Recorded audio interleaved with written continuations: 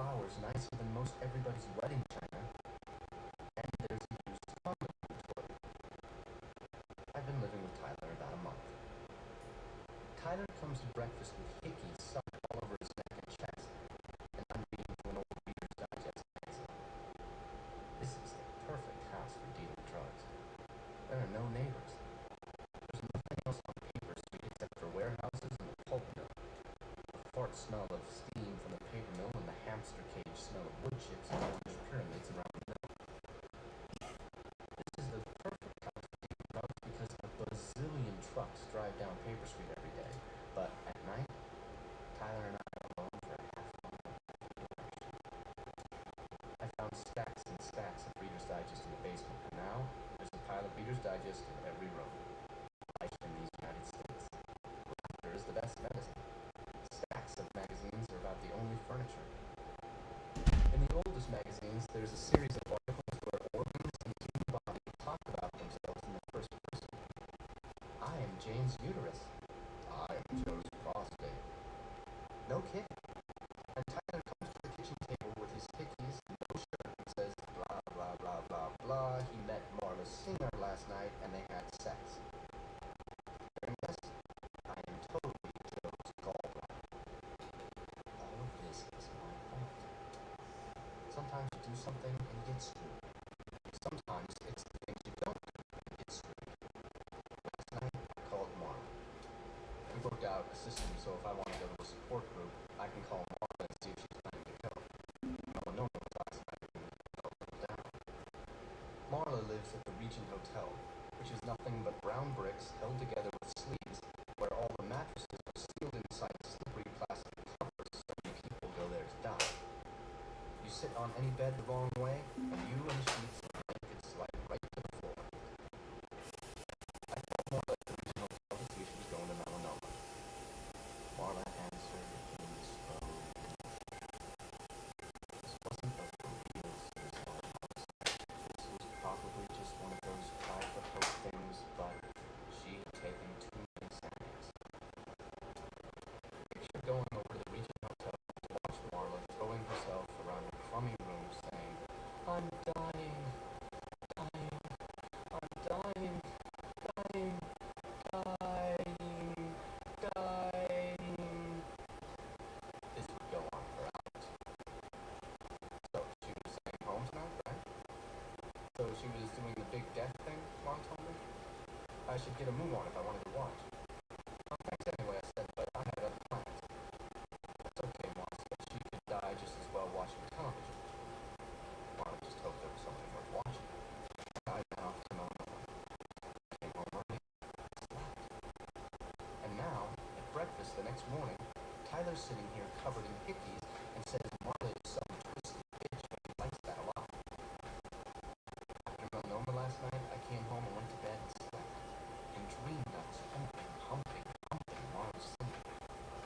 And this morning, listening to Tyler, I pretend to read the Reader's Digest. Twisted bitch. I could have told you that.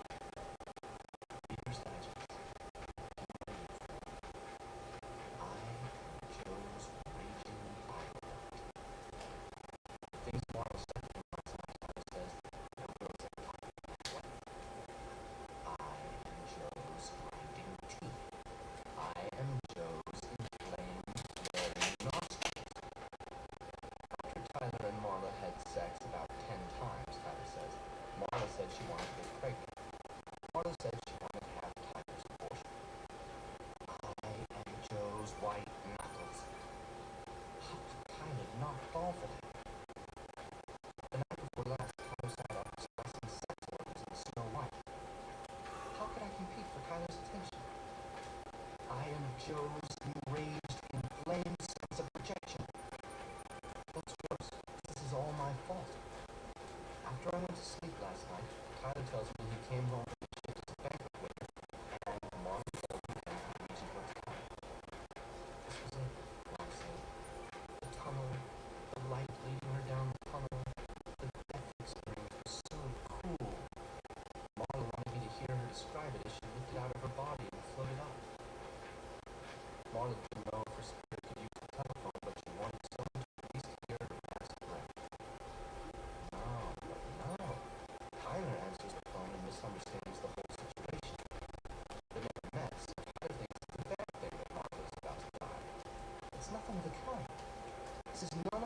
business, but Tyler calls the police and Tyler races over to the Regent Hotel. Now, according to the ancient Chinese custom we all learned from television, Tyler is responsible for Marla forever because Tyler saved Marla's life. Just a couple of minutes, we've gone over to watch Marla die, and none of this would have happened.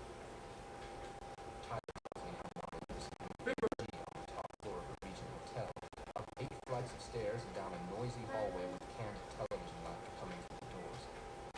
Every couple seconds, an actor screams or actors die screaming in a rattle of bullets. Tyler gets to the end of the hallway, and even before he knocks, thin, buttermilk sallow arms slingshots out the door holding H.E., grabs his wrist, and yanks Tyler inside. I bury myself in a Reader's Digest. Even as Marla yanks Tyler into the room, Tyler can hear brake squeals and sirens collecting out in front of the Regent Hotel. On the dresser, there's a dildo made of the same soft pink plastic as a million Barbie dolls, and for a moment, Tyler can picture millions of baby dolls and Barbie dolls and dildos, injection molded and coming off the same assembly line in Taiwan. Marla looks at Tyler, looking at her dildo, and she rolls her eyes and says, "Don't be afraid, it's not a threat to you."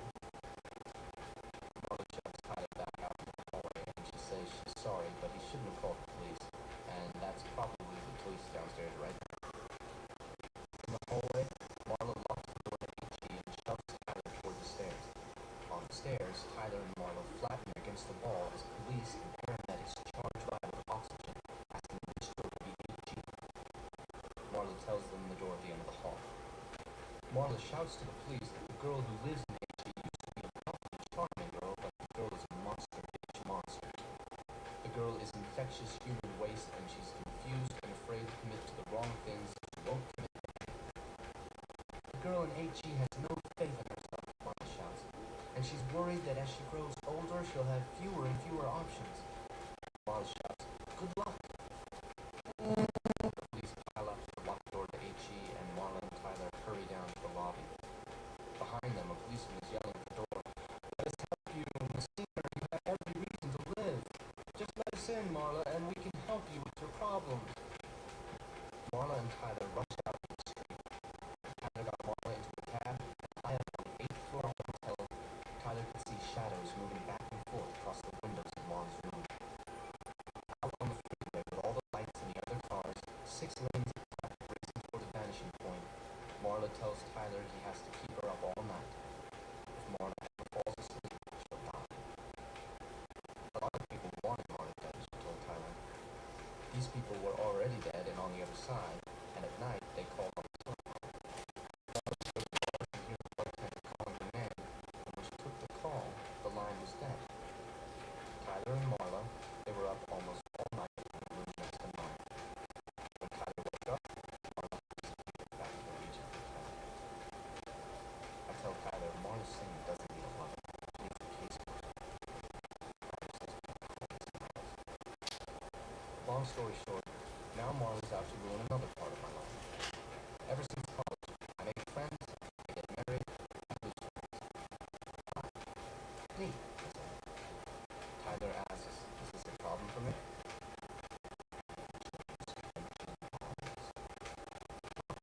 I say, "It's fine. Put a gun to my head and paint the wall with my brains. Just bring it to me." My boss sends me home because of all the dry blood on my hands, and I am overjoyed. The hole punched through my cheek doesn't ever heal. I'm going to work, and my punched-out eye sockets have 2 swollen-up black veins around the little pupils that I like to see through. Until today, it really pissed me off that I've become this totally centered Zen master and nobody had noticed. Still, I'm doing the little facts thing. I write little haiku things and fax them around everywhere.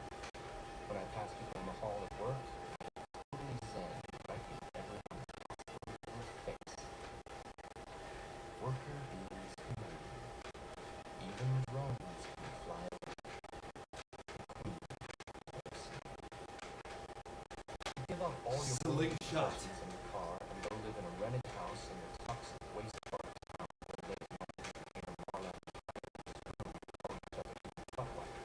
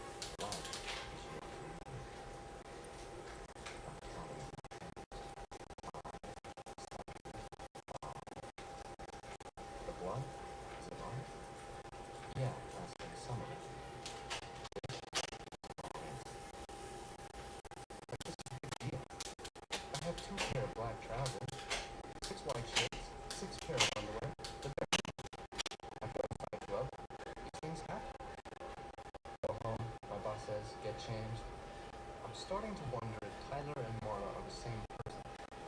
Except for the pumping we met in Marla's room. Tyler and Marla are never in the same room. I never see them together. You never see me and Charlie on the floor together, and this doesn't mean we're the same person. Tyler just doesn't come out in Marla's room. So I can wash the pants, Tyler has to show me how to make soap. Tyler's upstairs, and the kitchen is filled with the smell of cloves and burnt hair. Marla's clove cigarette, and calling himself human clockwise. I embrace my own festering disease corruption, Marla tells me. Marla twists the cigarette into the soft white belly of her arm. Tyler's upstairs in my bedroom, sees in my mirror, and says he's got me a job as a banquet waiter, part-time. That's what I'm telling you. Tyler said. Class teacher.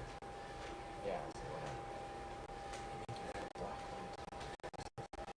We need to work there as a picture.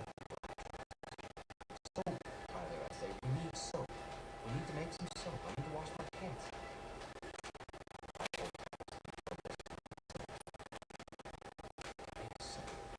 First, I have to render fat. Tyler is full of useful information. Except for their pumping, Marla and Tyler are never in the same room. If Tyler's around, Marla ignores him. This is familiar ground. This is exactly how my parents were concerned to each other. Then my father went off to start one franchise. My father always said, get married, sex gets boring, or never get married. My mother said, never buy anything with a nylon zipper. My parents never said anything you want to avoid. Tyler does 198 sit-ups, 199, 200. Tyler's wearing a sort of gummy flannel background with sweatpants. Send Marla to the store. Can't lie. The flake kind of lie, not the crispy kind. I'm 6 years old again, taking messages back and forth between my estranged parents. I hated this when I was 6. I hate it now. Tyler starts looking breakfast, and I go downstairs to tell Marla the flake kind of lie, and I give her a $10 bill and my bus pass. While Marla is still sitting at the kitchen table, I keep a close cigarette between her fingers. Nice and easy. With a dishcloth, I wiped the rusty spots on Marla's arm where the burned scabs cracked and started to bleed. Then I nudged each of her feet with high heels. Marla looks down at me doing my Prince Charming routine with her shoes, and she says, I let myself in. I didn't think anyone was home. The front door doesn't lock. I don't say anything. You know, the condom is the classic of our generation. You slip it on when you meet a stranger, dance all night, and you throw it away. The condom, I mean, not the stranger. I'm not talking to Marla. I should be warning her on my support groups and tell her that there's no way she can be my friend. I've been waiting here all morning for you. Flowers bloom and die. Wind brings butterflies or snow. The stone won't hold us. Marla gets up from the kitchen table and she's wearing a sleeveless blue-colored dress made of some shiny material. Marla pinches the edge of the skirt and turns it up for me to see little dots of stitching on the inside. She's not wearing a underwear, and she blinks. I wanted to show you my new dress, I said. It's a bridesmaid dress with long hair and sewn. You like it? The Goodwill thrift sold it for $1. Somebody did all these tiny stitches just to make this ugly, ugly dress, Marla says. Can you believe it? The skirt is longer on one side than on the other, and the waist of the dress orbits low around Marla's hips. Before she leaves for the store, Marla lifts her skirt with her fingertips and sort of dances around me and the kitchen table, her ass flying around inside her skirt. What Marla loves, she says, is all the things that people love intensely and then dump an hour or a day after. The way a Christmas tree is the center of attention, and then after Christmas you see those dead Christmas trees with the tinsel still on them, dumped alongside the highway. You see those trees and you think of road dilemmas, or sex time pictures wearing their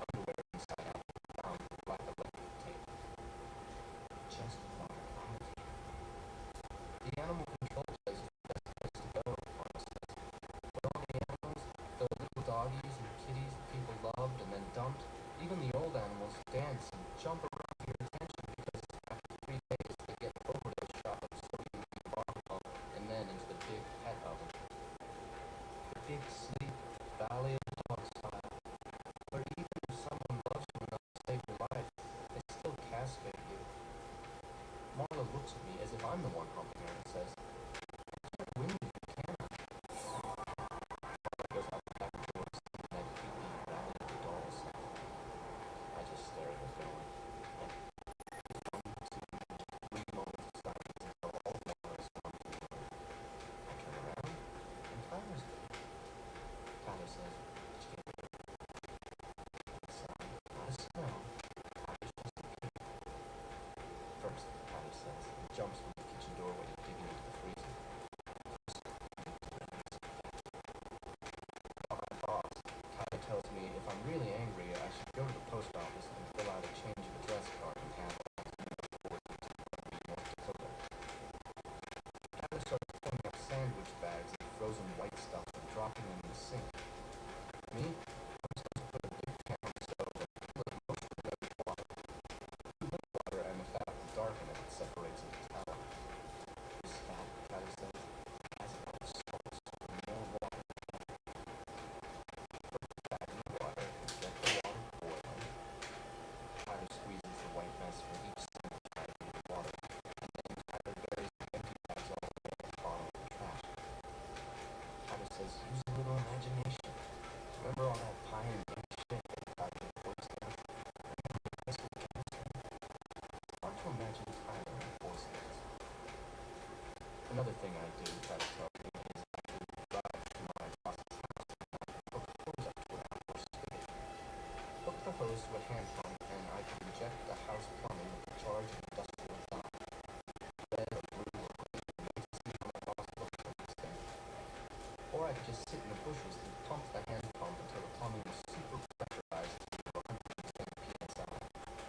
This way, when someone goes to flush the toilet tank will explode. At 150 psi, if someone turns on the shower, the water pressure will blow off the shower head, strip the bed flat. The shower head turns into a motor shower. Tyler only says this to make me feel better. The truth is, I like my boss. Besides, I'm enlightened. You know? Only Buddhist style behavior. Spider chrysanthemums, the diamond switcher, and the blue clifford. Hari Rama, Krishna. You know? Enlightened.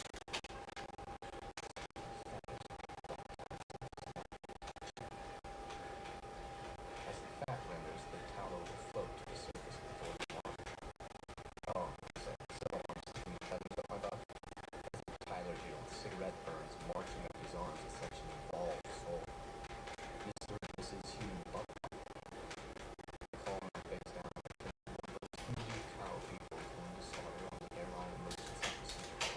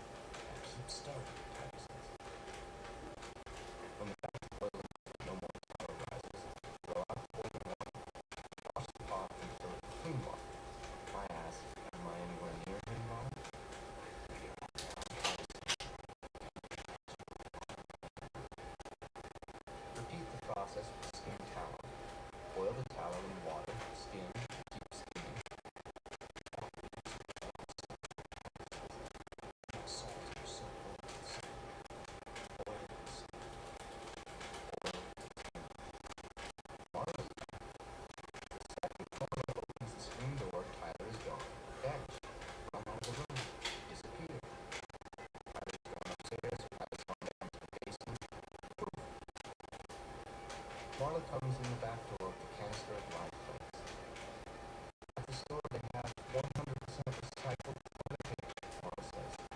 The worst job in the whole world must be recycling toilet paper. I take the canister of live and put it on the table. I don't say anything. Can I stay over tonight? Marla says. I don't answer. I count my lives, a tiger can smile, a snake will say it loves you. Marla says, what are you cooking? I enjoy boiling them. I said, go, just get out, okay? Don't have a big enough chunk of my lunch yet? Marla grabs my sleeve and holds me in one place for the second it takes to kiss. She says, please, can you talk? I say, yeah. The moment I was out the door, appears back to me. As the my parents have this magic after 5 years. I boil and skim while Tyler makes me steam lays the air in water to the a 40-watt bulb hidden in the back of the fridge, something bright I can't see, ketchup bottles, jars, pickle jar, mayonnaise. Some tiny light from inside the fridge edges Tyler's profile light. Boil and skim, skim towels, milk, the tops opened all the way. With a chair pulled up to the open fridge, Tyler washes the towel cool. The heat of the kitchen clouds of cold fog waterfall out from the bottom of the fridge and pool around Tyler's feet. As I show the milk part of the towel that's in the fridge. I go to kneel beside Tyler in front of the fridge, and Tyler takes my hands and shows me to. The lights on, the gloves on, the mountains beams from Mars, the cold fog pooling around us, the dim bright light on their faces.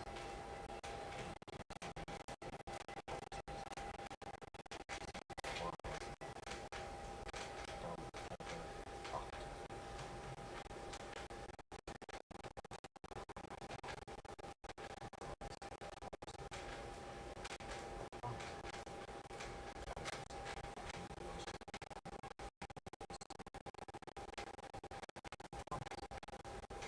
Promise. Promise. Tyler says.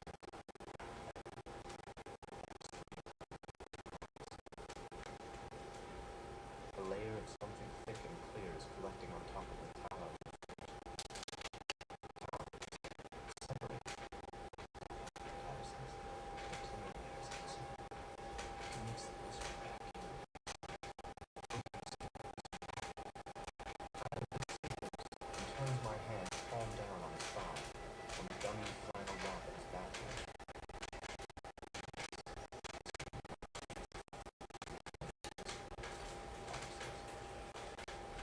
I breathe with my mouth open and say,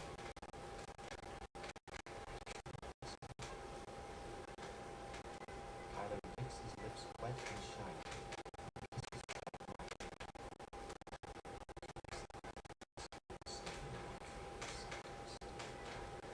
Tyler says, kiss Shane together. I say, and sit back on my heels.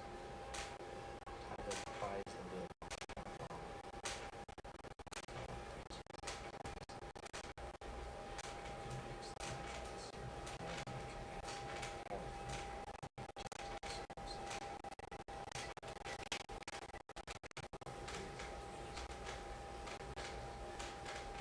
Tyler tilts the can of wine and finishes off a shining wet kiss on the back of my head. This is a cake, Tyler says. Of course, it's the 100th centuries. The cake shines in the back of my head. You'll have a story, Tyler says.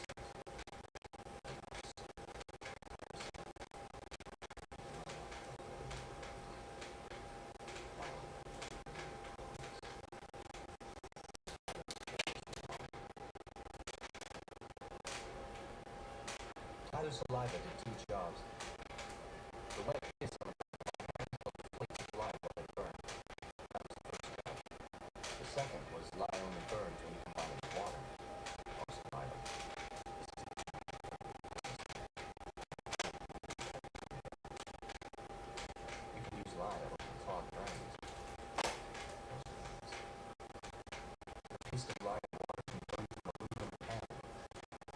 solution of lye and water will dissolve a wooden spoon. Combined with water, lye heats to over 200 degrees, and as it heats, it burns in the back of my hand, and Tyler places his fingers of one hand over my finger, our hands spread on the lap of my blood-stained pants. Tyler says to pay attention. This is the greatest moment of my life. Because everything up to now is a story, Tyler says. This is the greatest moment of my life.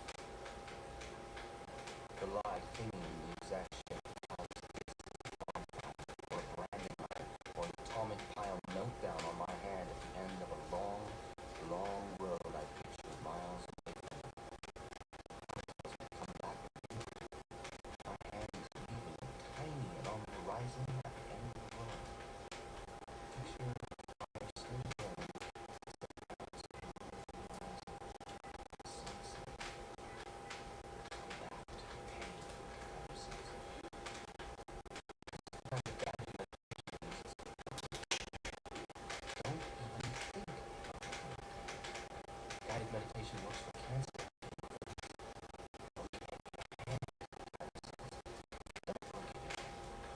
Don't think of the word searing or flesh or tissue or charred. Guided meditation. You're close your eyes. You're in Ireland, summer after you left college, and you're drinking at a pub near the castle where every day all sorts of English and French tourists come because the pub is hot. Don't shut this out, Tyler says. Soap and human sacrifice go hand in hand. We leave the pub and street men walking through the wet car silence of streets where it's just red. It's night. Long stone castle. Doors in the castle are rotted away, and you climb the rock stairs with blackness getting deeper and deeper on every side with every step. Everybody is quiet and calm, and the tradition of the little rock that we're dressing. Listen to me, Tyler says. Open your eyes. Ancient history, Tyler says. Human sacrifices were made on a hill above a river. Thousands of people. Listen to me. Sacrifices were made and bodies were burned on a pyre. You can cry, Tyler says. You can go to sleep. One water over your head. Close the back of your head.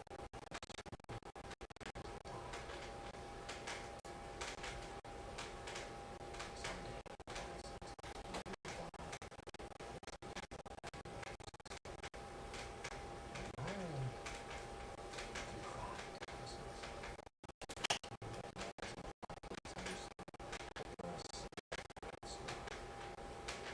Guided meditation. You're in Ireland, summer after you left college. You maybe this is when you first wanted America. Years before you met Tyler Durden, before you peed in your first grandma's legs, you learned about the impact of that. You're standing on a platform at the top of the stairs in the castle. It's weird.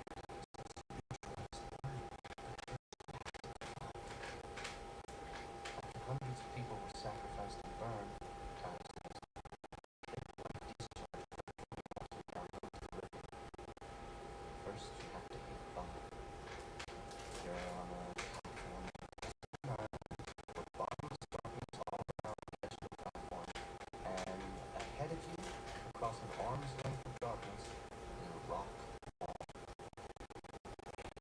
Tyler says, Tyler burnt pyres year after year, and year after year, people were burned, and the flames seeped through the wood ashes to become this illusion of lye. And the lye combined with the melted fat of the sacrifices, and a thick white discharge of smoke crept out from the base of the altar, and the Irishmen around you with their little act of rebellion in the darkness, they walk to the edge of the platform and stand at the edge of the bottomless darkness and kiss. And then say, go ahead, kiss your pants in the American taste, rich and yellow with too many vitamins, rich and expensive and thrown away.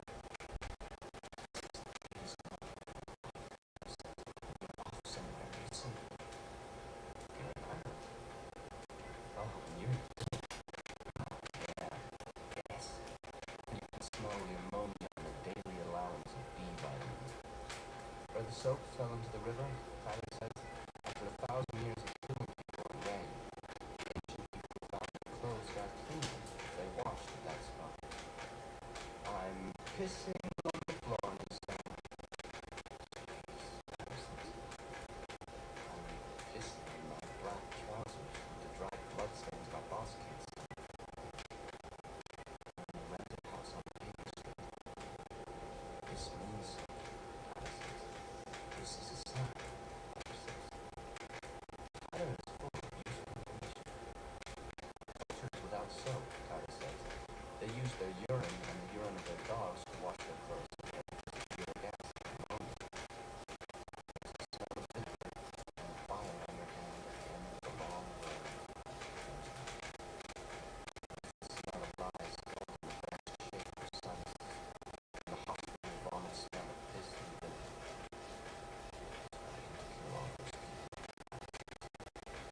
The back of your hand is full of lead causing a pair of lips in the exact shape of Tyler's face. Scattered around the kid's face, red burn spots. Open your eyes, Tyler says, but his face is shining with tears. Can you imagine the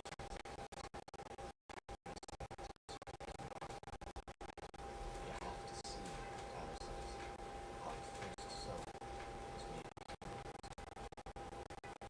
Think about the animals who flew out of this. Think about the monkeys shot into space. Out there again, out there in sacrifice, Tyler says. We would have no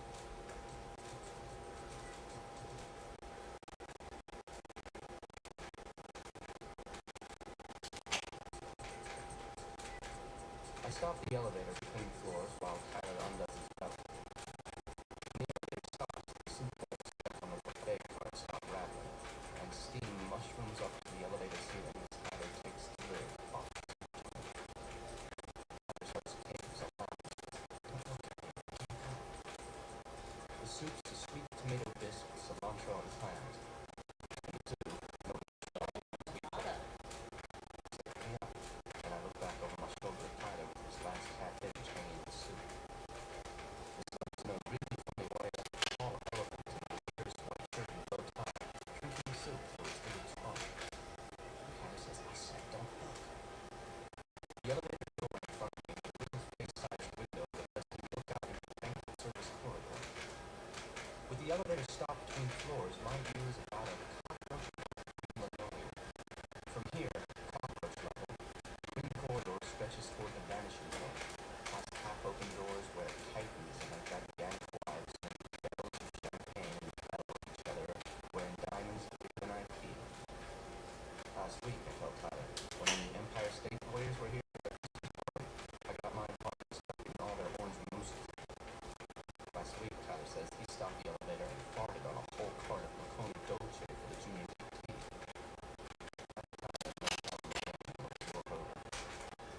At cockroach level, we can hear the captive harpist make music as the titans lift forks of butterfly lamb chop, each pipe the size of a whole cake, each mouth the tearing Stonehenge of ivory. They say, "Go already." Tyler says, "Send it back."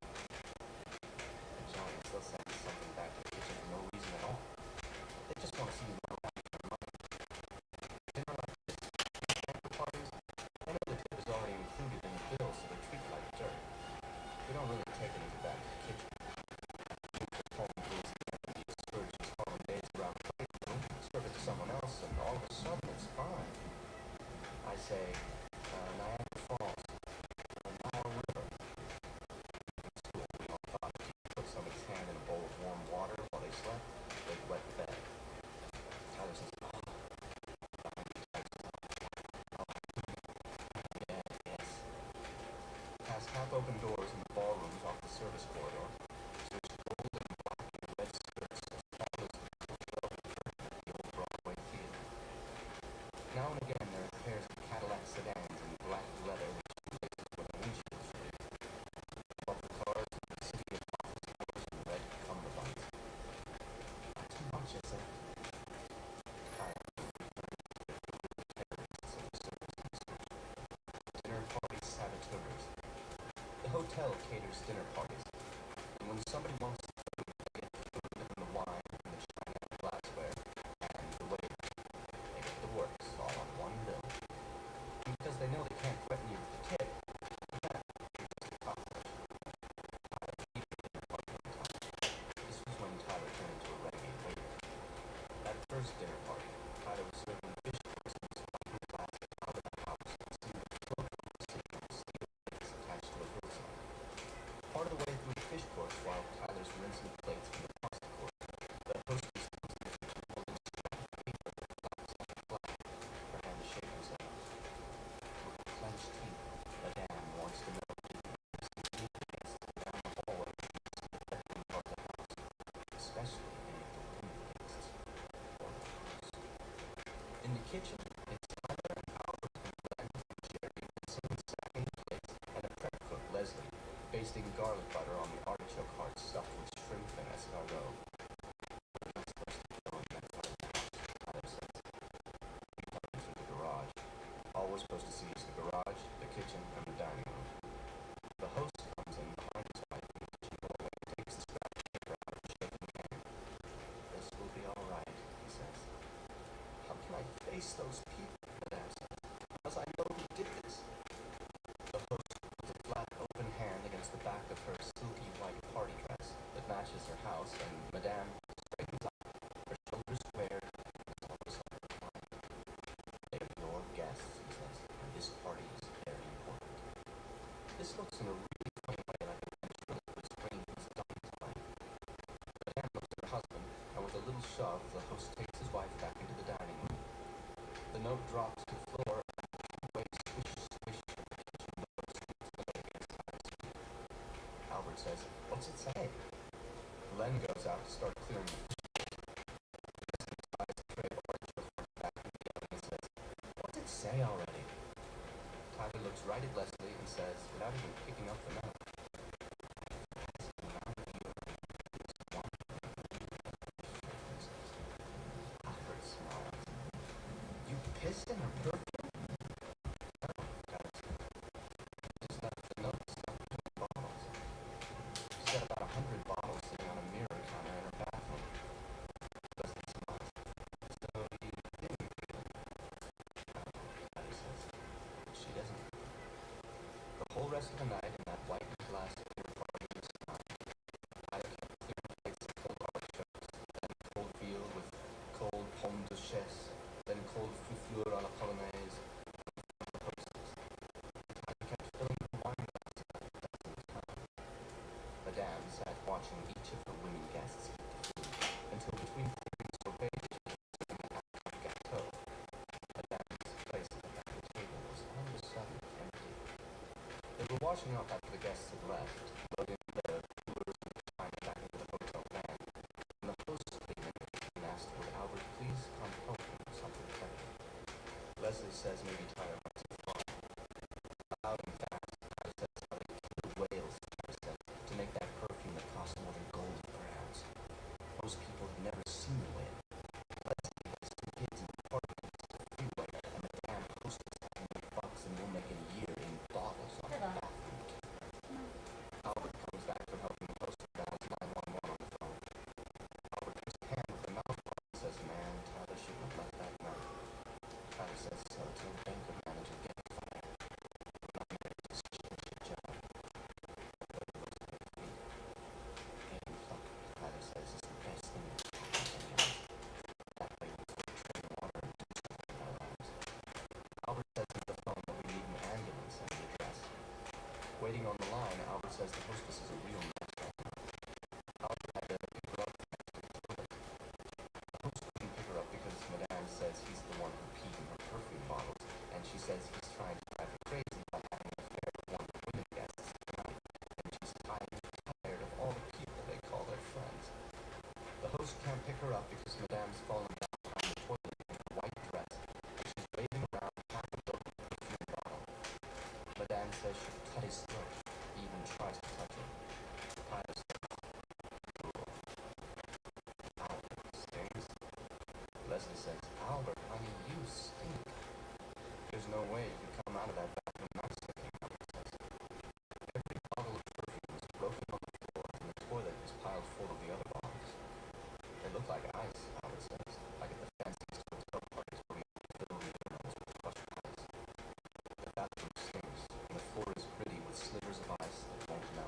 trim. And when Albert helps him down to his feet, white dress wet with yellow stains, Madame swings the broken bottle at the host, slips in the perfume and broken glass, and lands on the palms.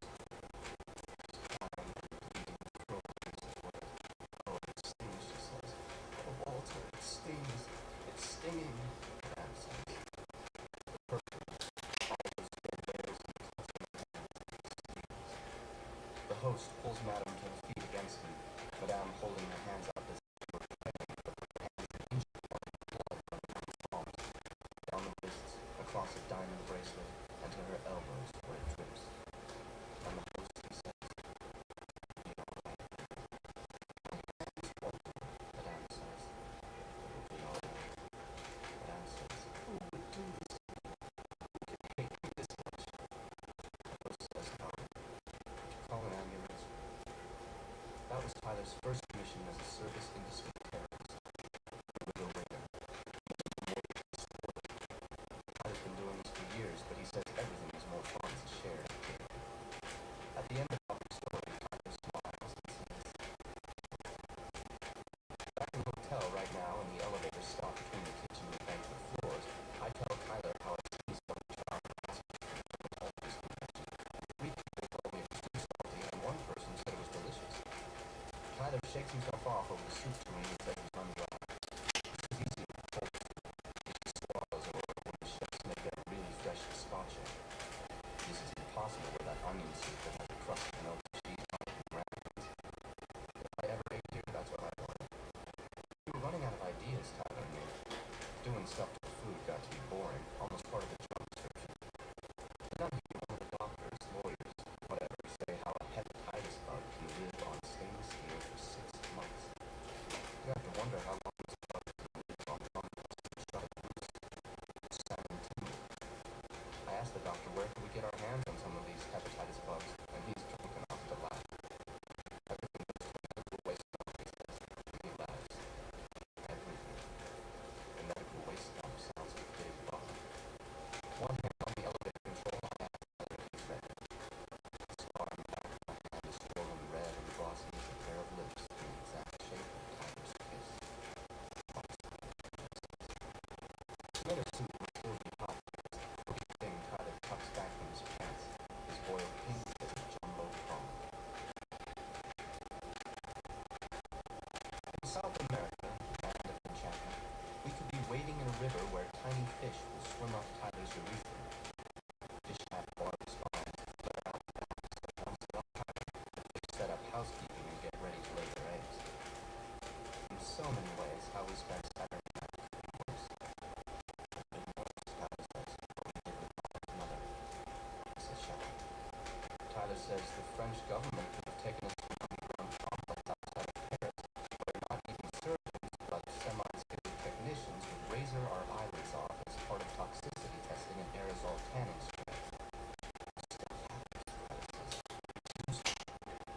What's worse is I knew what Tyler had been up to with Mom's mother, but for the first time since I've known him, Tyler had some real play money. Tyler was making real bucks. Nordstrom's called and left an order for 200 bars of Tyler's brown sugar facial soap before Christmas. $20 a bar suggested the retail price. We had money to go out on Saturday night.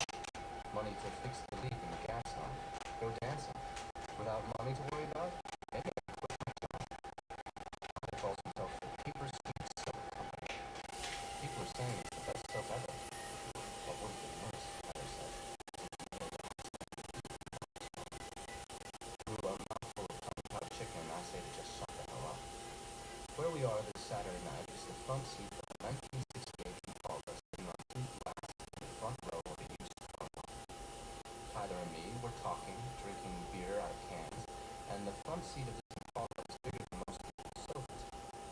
The car lots up and down this part of the boulevard. In the industry, they call these lots the pot lots, where the cars all cost around $200, and during the day, the gypsy guys who run these lots stand around in their plywood offices smoking long, thin cigars. The cars are the beater first cars kids drive in high school. Ravens and Pacers, Mavericks and Hornets, Pintos, International Harvester pickup trucks, lowered Camaros and Dusters and Impalas. Cars that people love and love. And most of the pound.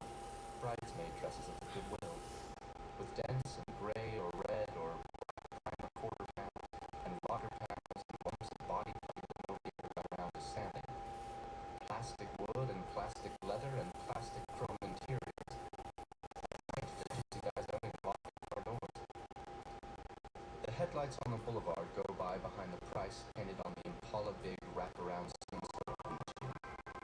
See the USA. The price is $98. On the inside, this looks like 89 cents. 00 decimal point 89.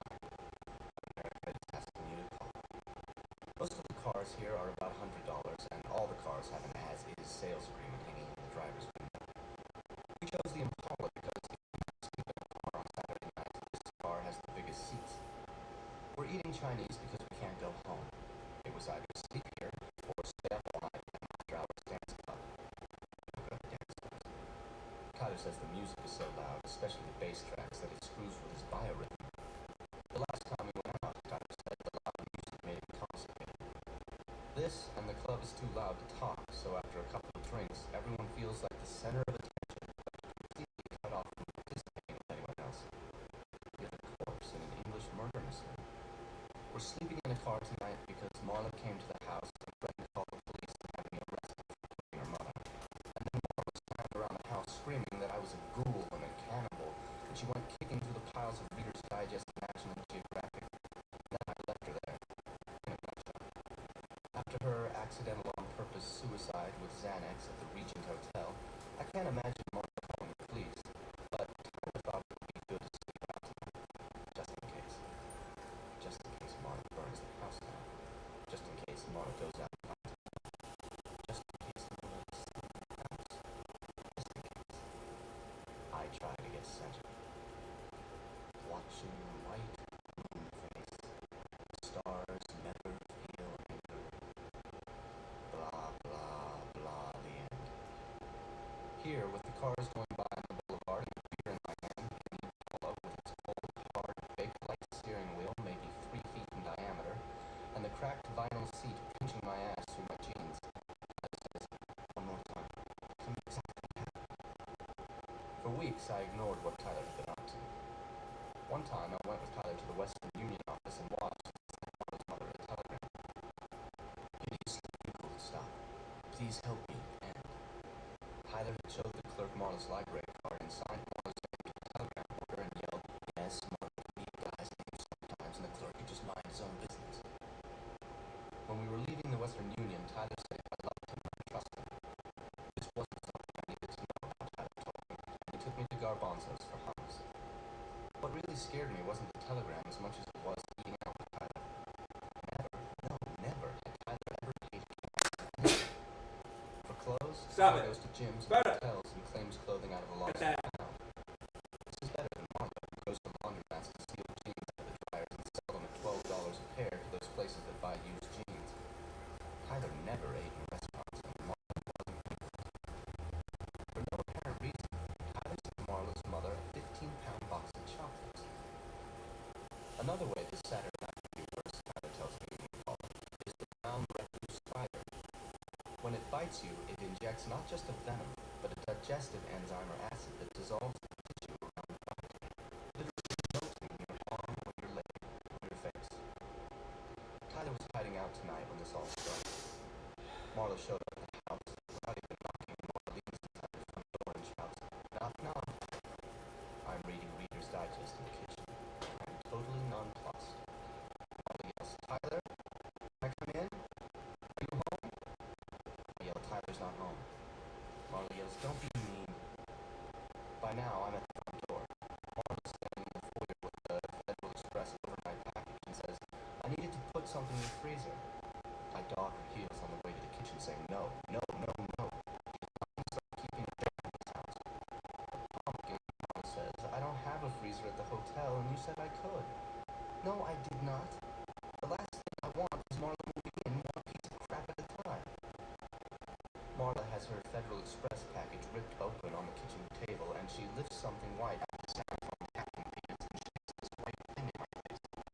This is not crap, she says. This is my mother you're talking about, so just fuck off. What Marla lifts out of the package, it's one of those sandwich bags of white stuff that Tyler entered for tallow to make a soap. Things could have been worse, Tyler says. If you'd accidentally eaten most of one of those sandwich bags. If you got up in the middle of the night sometime and squeezed out the white goo and added California onion soup mix and eaten it as a dip with potato chips.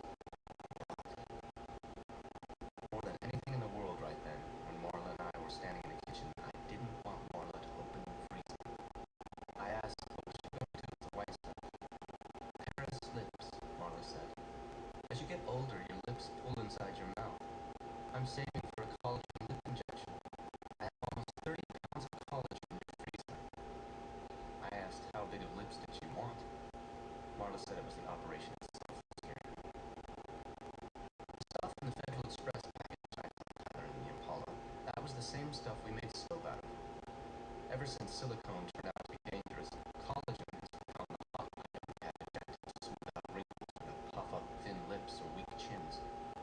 The way Marla had explained it, most collagen you get cheap is from cow fat that's been sterilized and processed. That kind of cheap collagen doesn't last very long in your body. Wherever you get it injected, say in your lips, your body rejects it and starts to poop it out. 6 months later, you have thin lips again. The best kind of collagen, Marla said, is your own fat, sucked out of your thighs, processed and cleaned and injected back into your lips, or wherever. This kind of collagen will last. This stuff in the fridge at home, it was Marla's collagen trust fund. Whenever her mom grew any extra fat, she had it sucked out and packaged. Marla says the process is called gleaning. If Marla's mom doesn't need the collagen herself, she sends the packets to Marla. Marla never has any fat of her own, and her mom figures that familial collagen would be better than Marla ever having to use the cheap cow kind. Street light along the boulevard comes with sales agreement in window and prints as is on Tyler's cheek.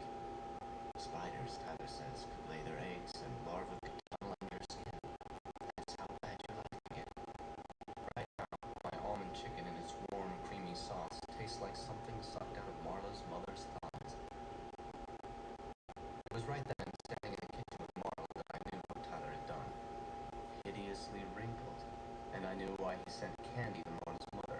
Please help. I say, Marla, you don't want to look in the freezer. Marla says, do what? We never eat red meat, Tyler tells me in the Impala, and you can't use chicken fat because it won't harden into a bar. The stuff, Tyler says, is making us a fortune. We paid the rent with that collagen. I say you should have told Marla. Perhaps she thinks I did it. Saponification, Tyler says, is the chemical reaction you need to make good soup. Chicken fat won't work for any fat with too much soup. Listen, Tyler says, we have a big order to fill. What we'll do is send Marla's mom some chocolates and probably some fruitcakes. I don't think that will work anymore. Long story short, Marla looked in the freezer. Okay, there was a little scuffle first.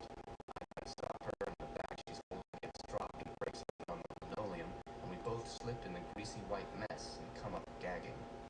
I have Marla around the waist and behind, her black hair whipping my face, her arms pinned to her sides, and I'm saying over and over, it wasn't me, I didn't do it. My mother, you're spilling her all over. We needed to make soap, I say with my face pressed up behind her ear. We needed to wash my pants, to pay the rent, to fix the leak in the gas line. It wasn't me, it was Tyler. Marla screams, what are you talking about? And twists out of her skirt.